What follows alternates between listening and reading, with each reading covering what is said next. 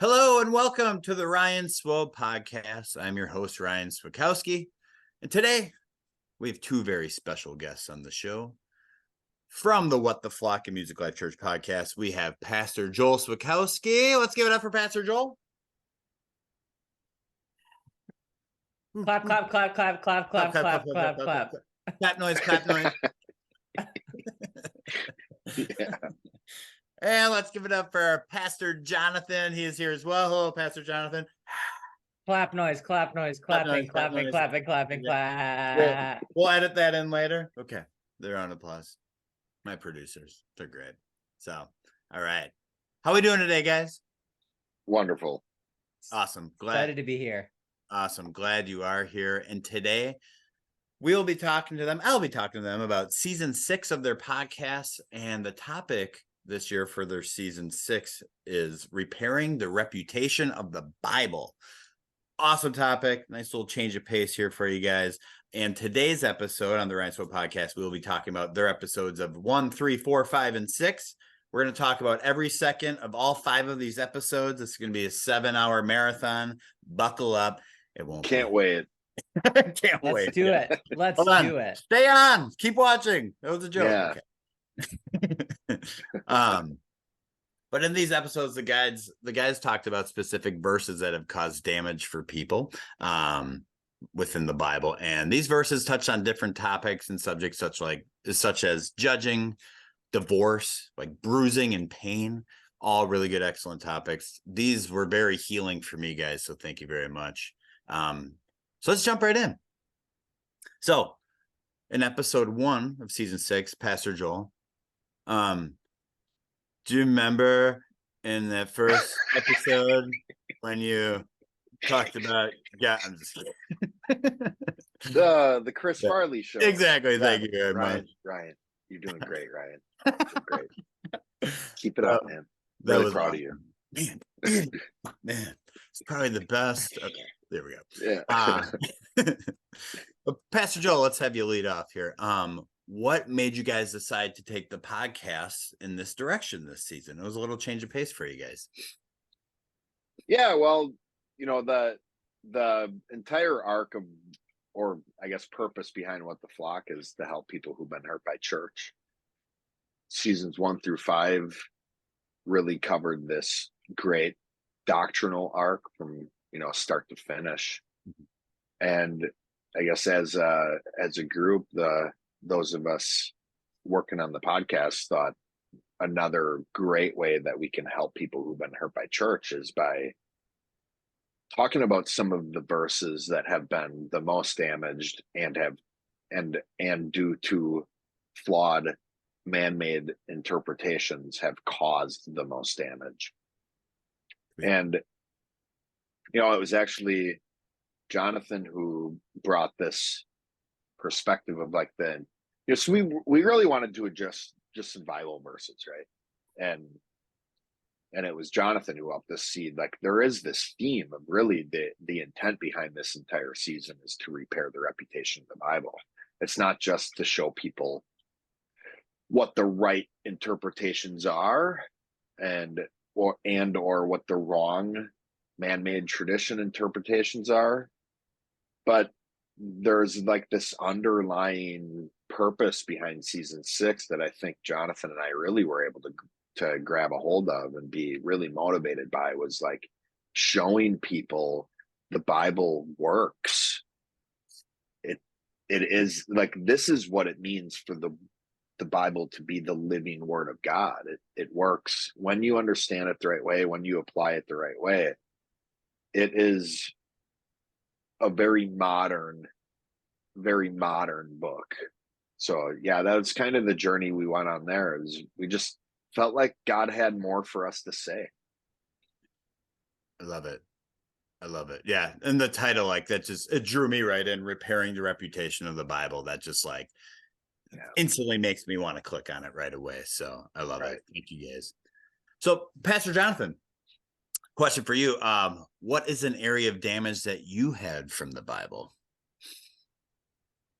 Oh, an area of damage that I had from the Bible. I mean, I would say that growing up, my mom was really passionate about leadership. And, she was really strong and very compassionate. And what we kind of grew up in the churches that we were a part of was, and what I thought the Bible said originally was that, women are kind of second class citizens, like that men are the ones that are supposed to run and rule. And I thought that the Bible proved that point.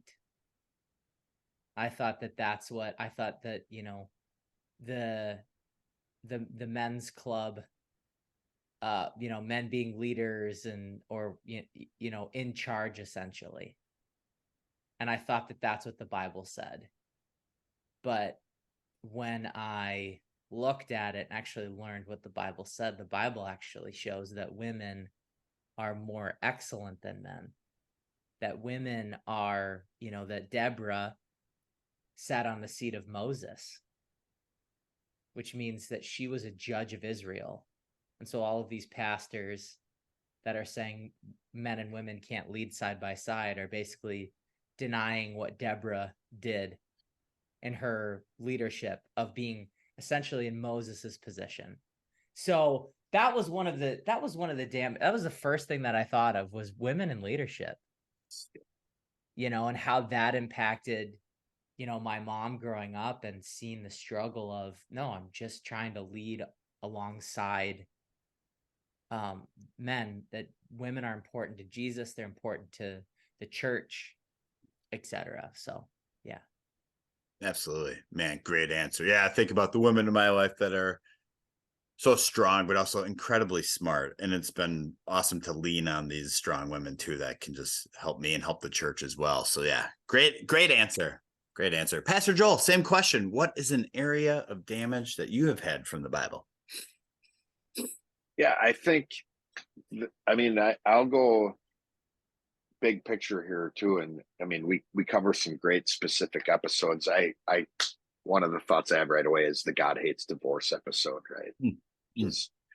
But I'll go bigger picture than that and just say the Bible as a whole, I think does a really good job of describing who God is, and in particular what his nature is. And I think a really big area of damage that I experienced was from other Christian leaders telling me that God's too big to understand, and that the mystery is supposed to be embraced, and all these rationalizations as to why people want to feel okay, or rationalizations that people use in order to feel okay about them not understanding who God is. And I feel like the massive contradiction there is like, what's the point of the Bible if it's not to understand God and how to live a life in service to him, and a life of fulfillment and a life of purpose based on who he's created us to be. So it's like one of the biggest contradictions, period. And that's, I think, one of the things I know that Jonathan and I really like about the content we're putting out there is it's helping people make sense of the most important information in the world. Who is God, and how can I intentionally live a life that he's designed me to live? And the Bible shows us how to do that. And I think all too often people don't know how to read the Bible the right way to get that message. And even worse, there's a lot of Christian leaders telling people you can't really understand these things anyways. Yeah, man, that's heavy. Absolutely. Man, thank you for answering that. That's amazing. And you kind of touched on, like, in lieu of the next question that I have for you guys, in the episode 3, you guys talk about Malachi 2:16. I call this the divorce verse, if you will. Yeah. Where he says, "For I hate putting away, saith Jehovah," right? And within this episode, I learned about the word hate. Hate's like, like thinking that it's about despising things and hating things. That's what comes to mind. But despising. But I learned through this episode what hate means, which means to love less. Super eye-opening. So thank you very much. Pastor Joel, can you share with the Ryan Swill podcast listeners where you guys get the definitions of these from, of these words? Yeah. Well, I mean, we start with the first place to start with any definition is within the scriptures itself. So if God defines a word within what you're reading, there you go. For instance, faith is defined right in Hebrews chapter 11, verse 1. The definition of faith is written there for you. So in a sense, you don't even need to look at the original language if it's translated the right way. I always go with what God says over what a dictionary says, right? Nice. Now, more often than not, though, the definitions aren't just plainly written out the way that faith is. So that's when it's okay to use the dictionary. I'm not saying it's bad or wrong. I'm just saying man makes the dictionary. The dictionary is not a divinely inspired work. So it's a great resource that we can use. And then, using the words that are defined within a dictionary, checking with the scriptures to make sure that it doesn't contradict anything. So in order to get to the original language, that's what we want to do. And that's step 2, right?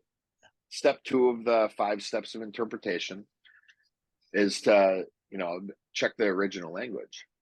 And there's a lot of resources you can do online, or if you want to buy the dictionaries or the books or whatever. But we use the Strong's Concordance is probably the most reliable resource in order to find the definitions of the original language, be it Hebrew, Aramaic, or Greek.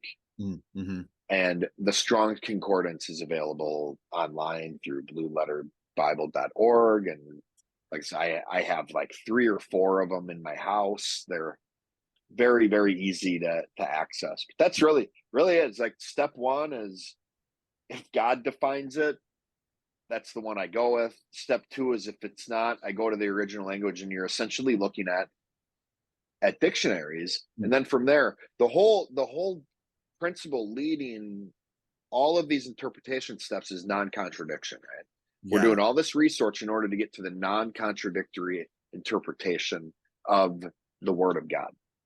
Nice. So that's what's kind of guiding the research, whether that's reading what the Bible says or doing research outside the Bible, trying to find definitions or reading commentaries from other people. It's always being led by non-contradiction. I'll take whatever information. I want to be open to any information. And then just continue to practice getting more effective at noticing where there's contradictions in what that information is. If there's a contradiction, you chuck it.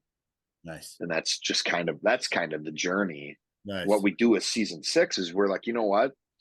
We've found a process that you can use that helps you remove contradictions. Yeah. And instead of you trying to come up with one yourself, use ours. It'll work. Awesome.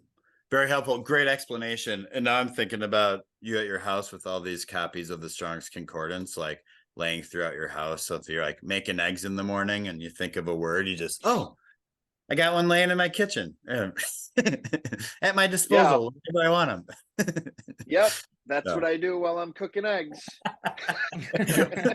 Reading concordances. Yeah, classic. Love it. He's got the glasses for it. Right. That's awesome. Thank you, Pastor Joel. This is great. So, in one of the episodes, episode 4, I want to jump to this one in Matthew 7:1. You guys talked about this verse: "Judge not, that ye not be judged." So, what helped me in this episode is that this verse, really I'm seeing it when I think of judging. I know I've certainly judged people in the past, and it's usually to like prove them wrong, not for a good reason. But really, this verse ought to help other people. And then when I look to judge other people, I really need to check on myself first to see if I'm dealing with the same issue that I'm judging them on myself. So, and if I don't do that, I start to feel off or maybe unsettled or tweaky. So Pastor Jonathan, who in your life do you go to when maybe you're feeling off or feeling unsettled? And what is the process that helps you to get settled? Nice. So if I like that, I mean, because you kind of set me up to give an answer, which is, what do you do when you're off? You go to someone to talk to, Yeah. right? Right. Which is cool because your question implies that you understand that you shouldn't be doing that by yourself, or it's not as successful when you are off or unsettled to just deal with that yourself. Yes. So if I feel off or unsettled and I can't, what that means is it is a draining feeling when you are unsettled. So to people who are listening, what do we mean when we say you're unsettled? We mean you can't land on what the issue is. You can't get your finger on what the problem is. And you know what's amazing about humans is that we can see the problem in other people's lives a lot easier than we can see the problem in our own life. Absolutely. Yeah. So God has given us this ability, and that's why Jesus is saying in this verse, look at yourself first. If you see something in someone else, it's likely going on in you first. Nice. It's the reason why you can see the issue clearly in someone else is because you have that same issue. So when I feel off or unsettled, that's what I'll do. And Joel's a perfect example of someone that I go to. I'll talk to my wife about it. I'll talk to Joel about it. I'll talk to my friend John about it, or my friend Rob about it. Somebody who understands me and my thought process. I'm really, really blessed to have people in my life who, are not afraid to tell me that I'm wrong.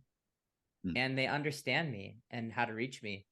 But essentially what I'll do is I'll call them up and I'll say to them, I need some help. I'm unsettled. Nice. Their follow-up question is, what are you unsettled with? What's the problem? Or when did you start feeling unsettled? Nice.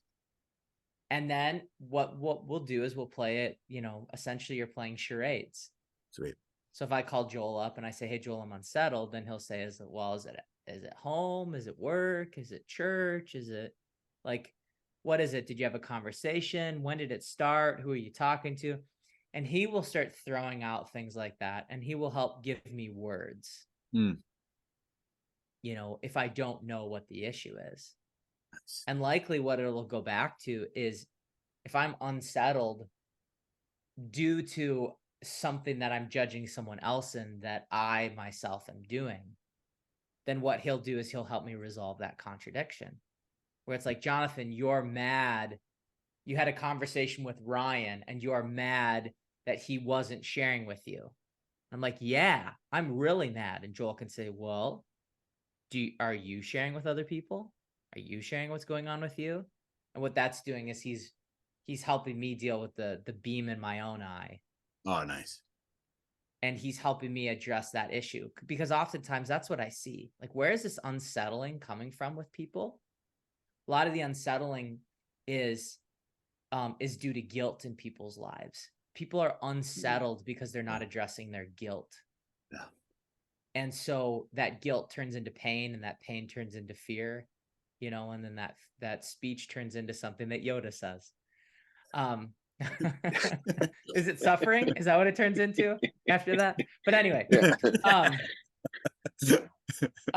but the thing is that, that's what someone will do, is help me address that issue or that guilt in my life that's causing me to feel unsettled. And then I will, and so that's that process. And that process is me either addressing it usually ends with me addressing the issue in my life and resolving that contradiction. And as soon as I state it out loud, then I'll feel a lot more settled. Nice. I'll feel settled, but I might feel bad because I'm wrong. Sure. But what I say to people is, doesn't feeling wrong or knowing that you're wrong, doesn't knowing where you screwed up and feeling bad, isn't that better than being unsettled?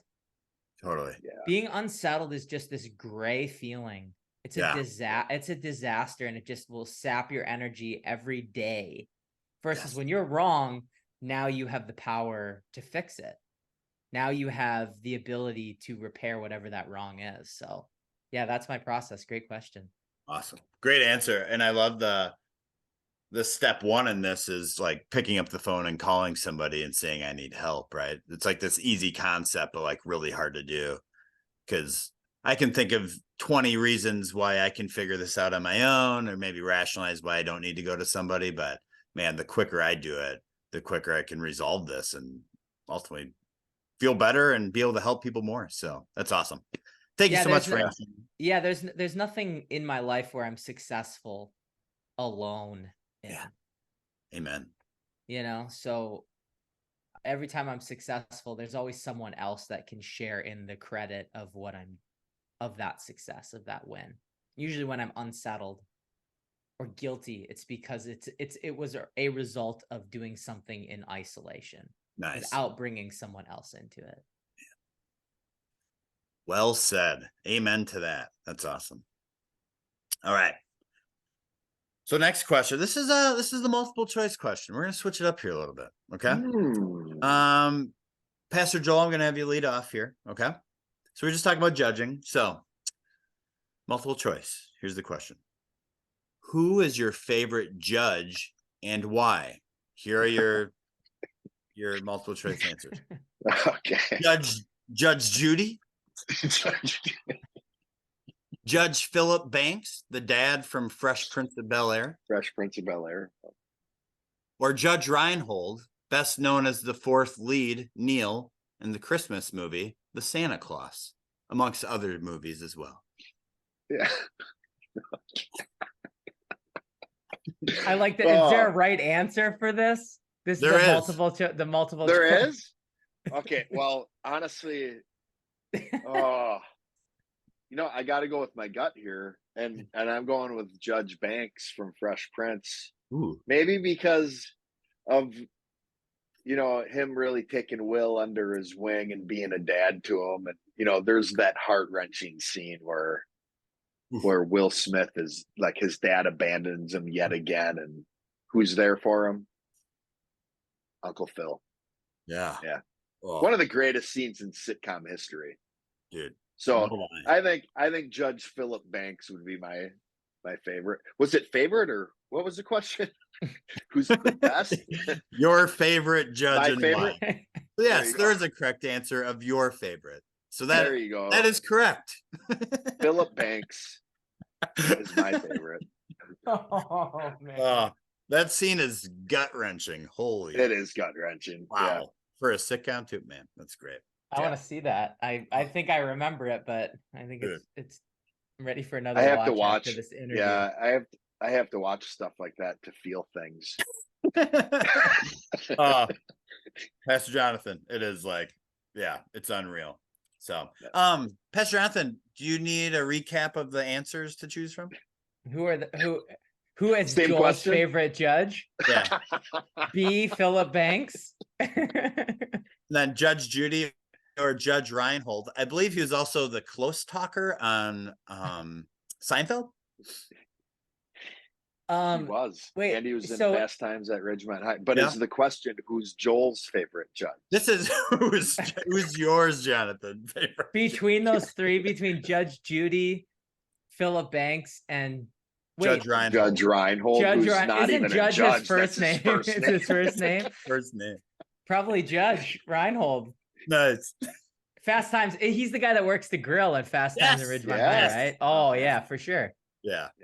It's great. That's awesome. Hey, thank you for playing the new format of the multiple choice questions. So great. Pick your favorite of these answers. Man, I would have done so much better in high school if those were the rules. I know. That's right? What's your favorite SAT answer? Scores. Yeah. Let's call the softball question right there, or a layup. as we call it. So It was the participation award of question. Exactly. Yeah. you got it. There we You go. all get a trophy. Yes. Oh man. Yes. Awesome. Yeah. Thank you for answering those questions. You guys both won. Okay. Hold on.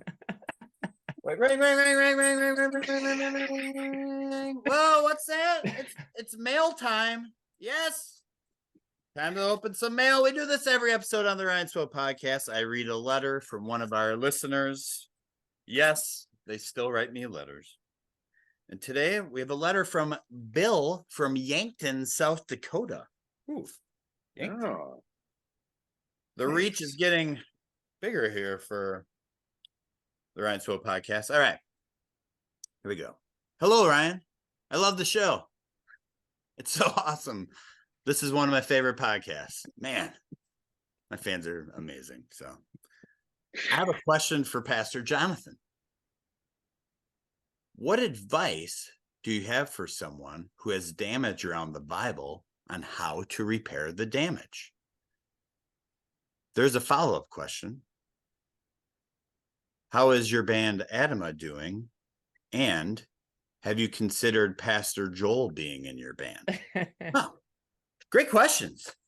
Oh, amazing. Wow. What's his name again? Bill from Yankton, South Dakota. Thank you, Bill, Bill. for writing in. Bill. You got it. Well, what's my advice for if you want to repair the Bible's reputation? You got it. I mean, we wrote a little ditty for season 6. That's right. That's right. And I would say if you follow that ditty, Bill, you can't go wrong.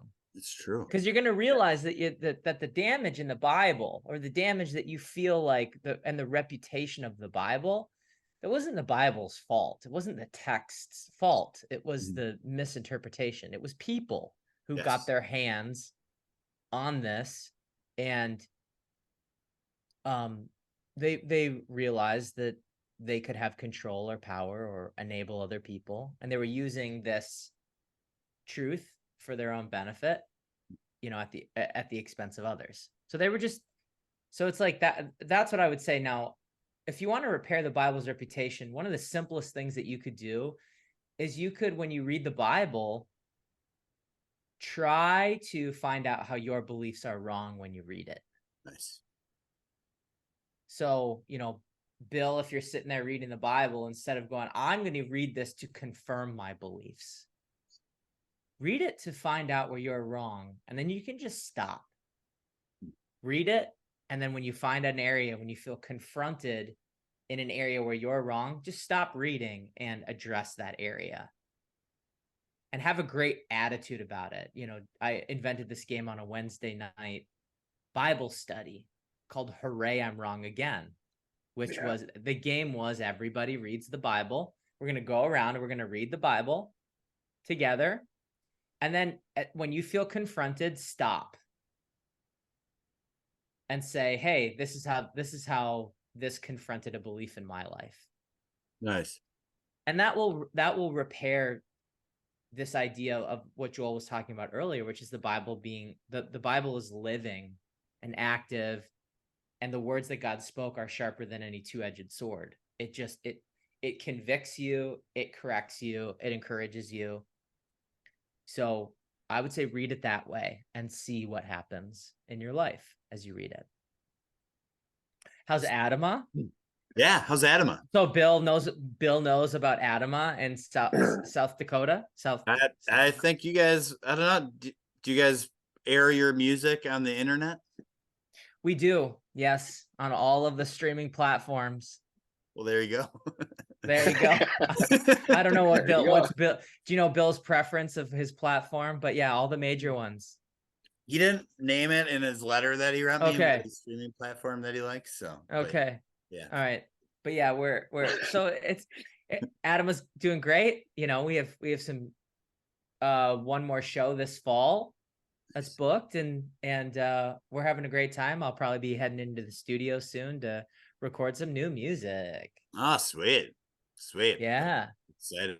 And his last question was, have you considered Pastor Joel being in the band as well? Oh, he knew. He remembered. Hmm. He was just going right past that one. Have I considered it? Well, I wonder what instrument Joel would play.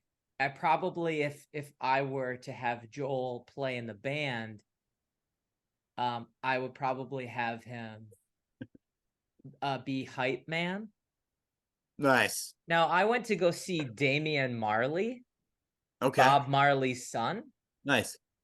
When I saw Damian Marley, there was one guy in the band. So this guy was in the band, and his job was to stand on the side of the stage, and he had a huge Jamaican flag, and it had a big lion on it. So a lion on this Jamaican flag, and he waved it the whole time. And Nice. he kind of he grooved to the music while he was waving this flag the whole time.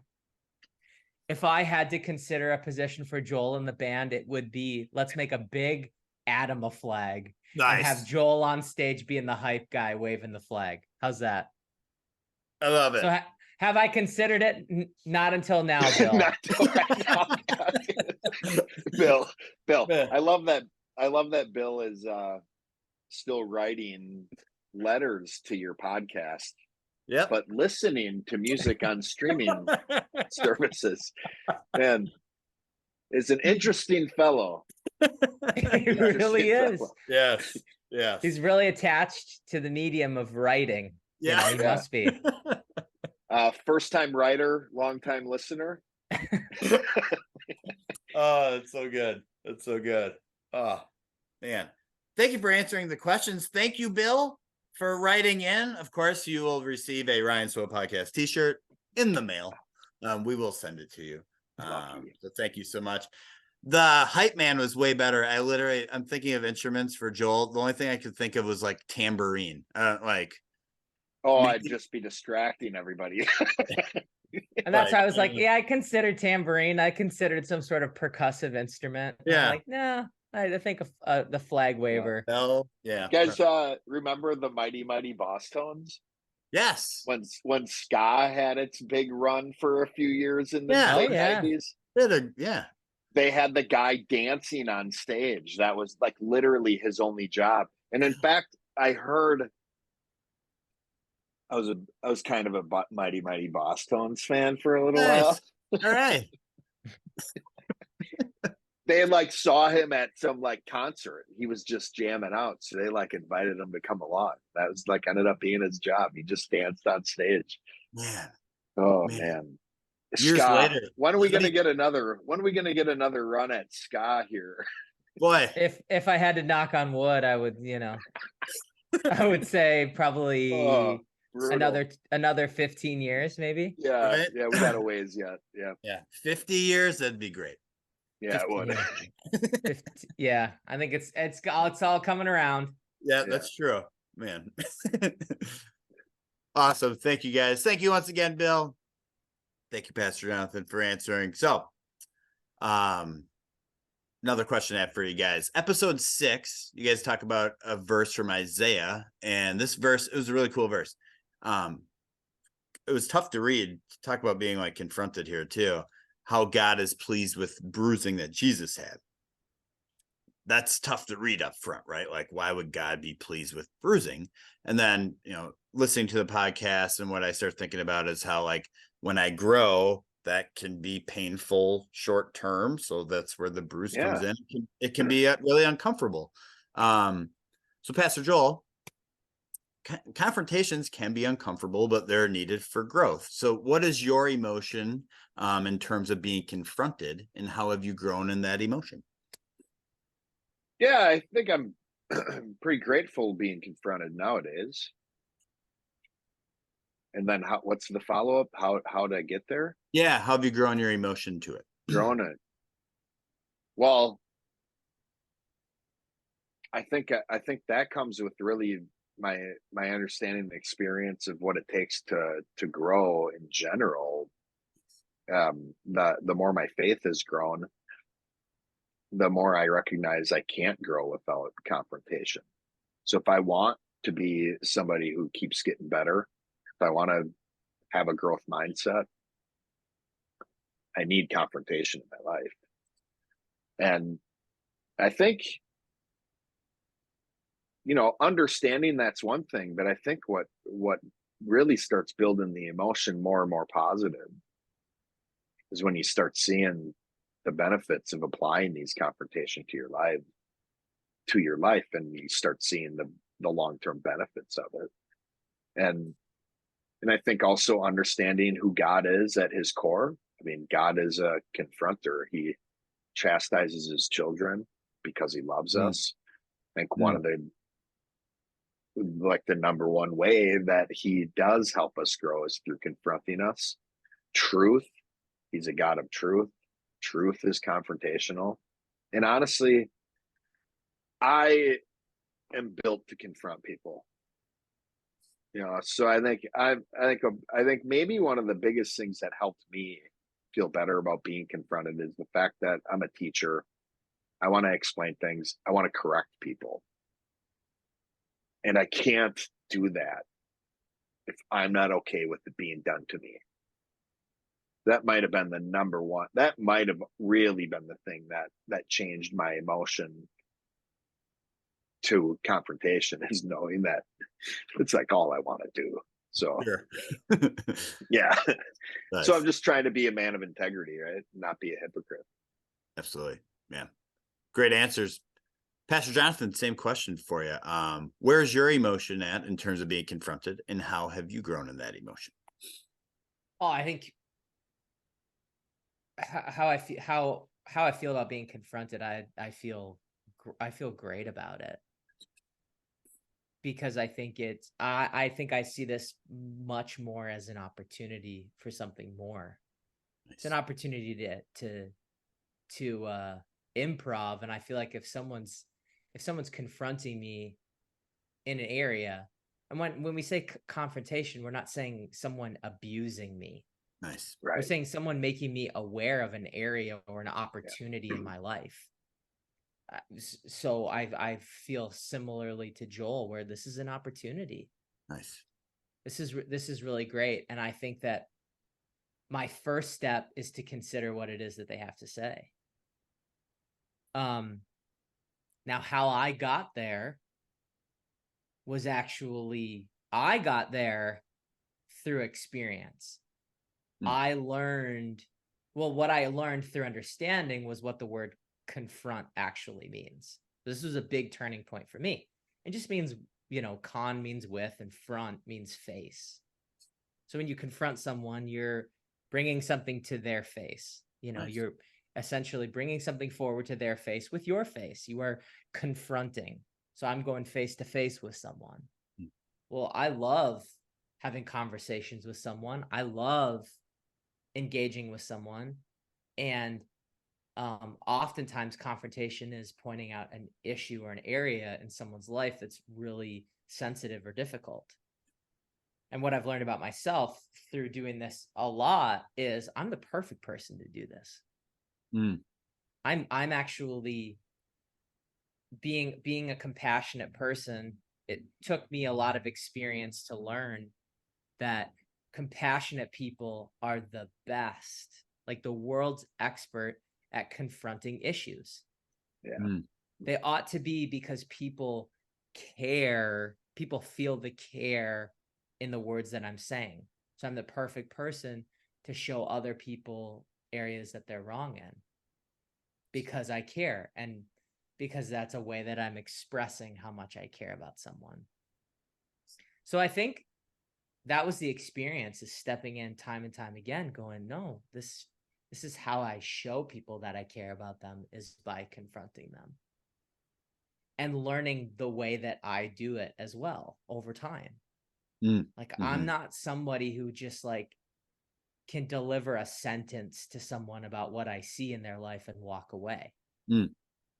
I really, I consider my confrontation style, I call it boa constricting, like a boa constrictor. Sure. Boa care. And what I do, and I learned this when I repaired my view of confrontation, where I learned, here's how I confront. I slowly and strategically over a period of time, apply consistent and relentless pressure on someone. And it starts with a hug until eventually that pressure increases to the point that I suffocate them and they die. For their benefit. Absolutely. Yeah. I murder them for their benefit. For their benefit, yeah. No, but that's what it is it's just this consistent, relentless pressure Nice. of just like, hey, I'm not in any hurry. I'll stick in this as long as you want to talk about this. Let's Nice. do this. Let's do this for days. Let's do this for weeks. You want to like, I'm hanging in there with you. So learning that about myself, what confrontation means, the definition of it, using that in my own life to discover my own style of confrontation. And I believe everybody has their own unique style, and then applying that time and time again on purpose. Okay, this is how I confront. Now let me try it again. Oh my God, I love that. Nice. I can't wait for the next opportunity to do that. That was really fun. Till now, it's like, let me say it. What's the hard message to say to someone? I want to say it. That's cool. Thank you both for your answers here. And it's great because I've been confronted by both of you, and you guys, like, for my benefit, and they're very different. I feel like you're explaining it really well, Jonathan, and you too, Joel, as far as like the difference in how you guys do it as well. Joel's is probably like more efficient, I would say, more direct. Jonathan's a little more of a slow burn, I'll call it, which is cool. And I'm starting to discover my unique process, and I usually attach bro behind it. So like if someone is like projecting on me, I'll be like, you projecting, bro? That's usually how I start. It's a little like, just showed your hand, man. Yeah. Like, you projecting, bro? Yeah, right. Yeah. Brofrontation. Yeah, there we go. Oh, there it is. Perfect. You're the confronting bro. Here comes the confronting bro. Confronting bro. Oh, that's your new hero name, man. There we go. Bro. Man, where's my backwards hat? I feel like I need a hat on when I confront people. Oh, it's like when you confront people, you turn the chair around backwards. Yeah. Like, oh man, you're like hip and cool. You're just growing up like AC Slater, man. You got it. Maybe we'll go to the batting cages after. Who knows? Grab a burger. Do some mini golf. There we go. So awesome. Oh, those are so good. That's awesome. So I want to wrap up here. I know you guys are busy. But we're gonna wrap up here with a little quick game, okay? So we're gonna do an impression game. Oh, so Pastor Joel, you're up first. So in your best Pastor Jonathan impression, why should people listen to season 6 of this podcast? Gotta do a costume change. He's a prop guy. I have one move. One move to impersonate Jonathan. So why should somebody listen to season 6? Yep. Okay.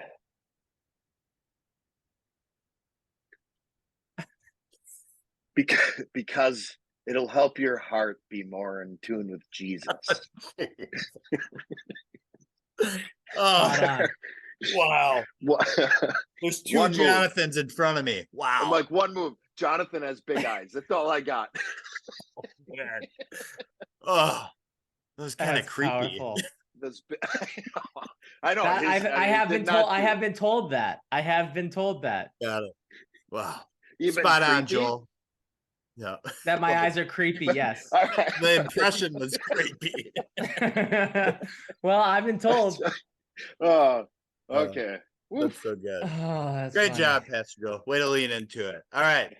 Pastor Jonathan, it's your turn. And your best Pastor Joel impression. Why should people listen to season 6?